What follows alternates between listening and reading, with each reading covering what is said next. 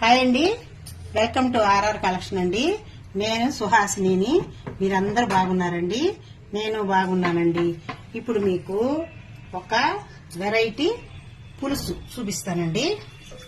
ఇవి ఆనియన్స్ చిన్న చిన్నవి బుడ్డవి మనం బజార్లో అమ్ముతుంటారు.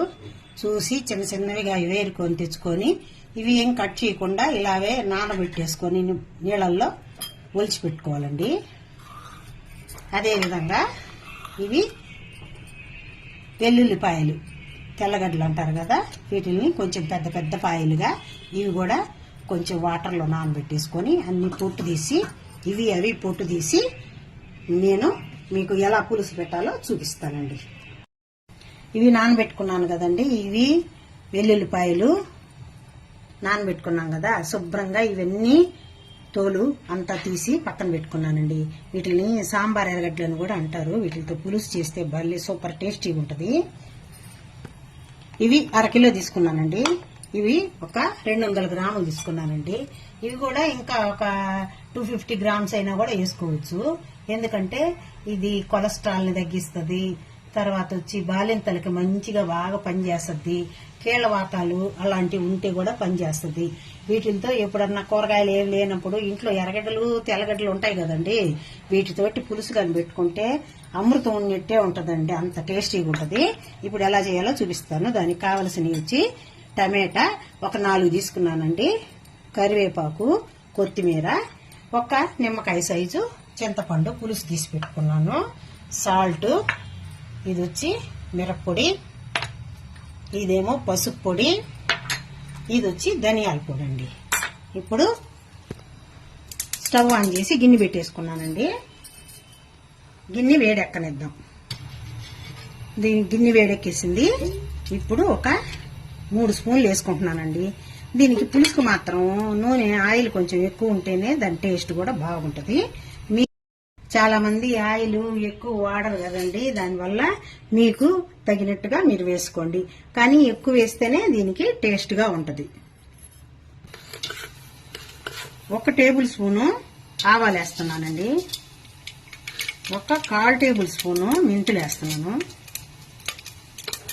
ఒక 1/2 టేబుల్ స్పూను జీలకర్ర వేస్తున్నాను,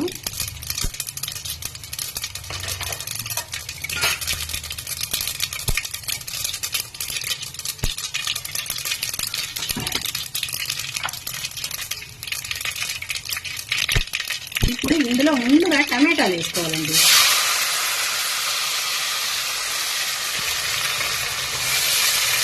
ఇలా ముందుగా మనము టమాటాలన్నీ వేసేయాలి. తర్వాత కరివేపాకు కూడా వేసేసుకోవాలి. ఈ టమాటా బాగా మెత్తబడేదాకా మనము టమాటాని బాగా ఉడికించుకుందామండి. ఇప్పుడు ఇలా మనము టమాటాలని బాగా మూత పెట్టేసి బాగా మగ్గనిస్తామండి మెత్తగా.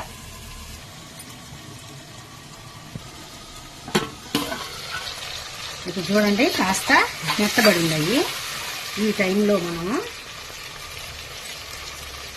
మనం ఒక 2 స్పూన్లు సాల్ట్ వేసుకుంటామండి.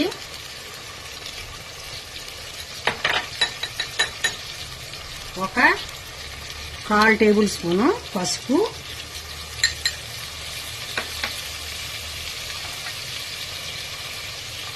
ఒక 2 స్పూన్లు ధనియాల పొడి,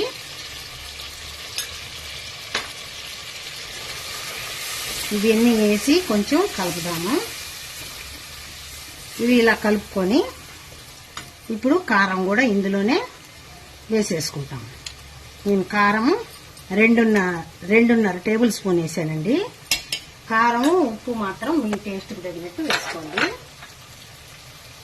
ఇప్పుడు దీన్ని 1 నిమిషం పాటు బాగా ఇలా అన్ని కలిపి 1 నిమిషం మూత పెట్టి మగ్గనిస్తామండి. ఇప్పుడు 1 నిమిషం పాటు మనం బాగా దీన్ని ఉడికిచ్చాం కదండి. ఈ మిరప్పొడి ఇందులో వేసి కానీ వేయించి కానీ ఇస్తే ఆ రుచే వేరండి. అందువల్ల నేను ఇలా చేస్తాము. ఇప్పుడు ఇందులో మనము ఈ ఒలిచి పెట్టుకున్నాం కదా వెల్లుల్లిపాయలన్నీ వేసేస్తున్నానండి. అవన్నీ వేసేసి 1 నిమిషం పాటు మళ్ళా మూత పెట్టి మగ్గనిస్తాను. చాలా ఈజీ ప్రాసెస్ అండి. తమాషాగా ఆడుతా పాడుతా చేసేసుకోవచ్చు ఈ వంట. ఇప్పుడు ఈ విధంగా చేసేసాను కదా, 1 నిమిషం పాటు మూత పెట్టి మగ్గనిస్తాను. ఇప్పుడు మళ్ళీ మూత తీసి మనం చూడండి 1 నిమిషం పాటు అలా ఉడికిందంటే అది భలే ఉంటుందండి, సూపర్ టేస్టీగా. ఇప్పుడు మనం ఒలిసి పెట్టుకున్నాం కదండి ఈ చిన్న చిన్న ఉల్లిపాయలు, ఇవన్నీ వేసేద్దాము. వేసేసి దీన్ని కిందకి పైకి బాగా కలుపుకుంటామండి. దీన్ని కూడా 1 నిమిషం పాటు మనం ఇలా కలిపి మూత పెట్టి 1 నిమిషం పాటు ఉడికిద్దాం.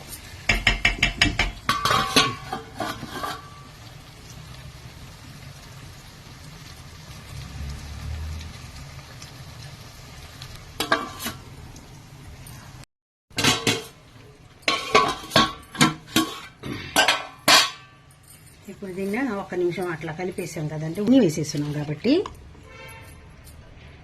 ఇప్పుడు నిమ్మకాయ సైజు చింతపండు పులుసు వేసి పెట్టుకున్నాం కదా, ఇది పోసేస్తాం. మనం చింతపండు పులుసు పోసేసాం కదండి, ఇప్పుడు కొంచెం వాటర్ కూడా యాడ్ చేసుకుంటాం. 1 గ్లాస్ వాటర్ కానీ యాడ్ చేసేసుకుంటే అది మనకి కరెక్ట్గా తయారైపోద్దండి కర్రీ.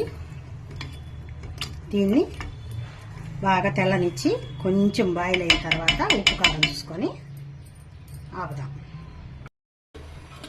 ఇప్పుడు కొంచెం చల్లగా ఉందండి. ఇది జీలకర్ర మెంతులు కలిపిన పౌడర్ అండి.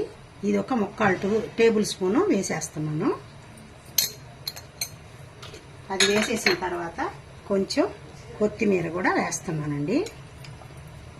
కట్ చేసుకున్న కొత్తిమీర వేస్తున్నాను. 1 తెల్లు తెల్లిన తర్వాత ఆకేసి మనం సర్వింగ్ బౌల్లోకి తీసేసుకోవటమేనండి. చూడండి మనకి కరెక్ట్గా రెడీ అయిపోయింది.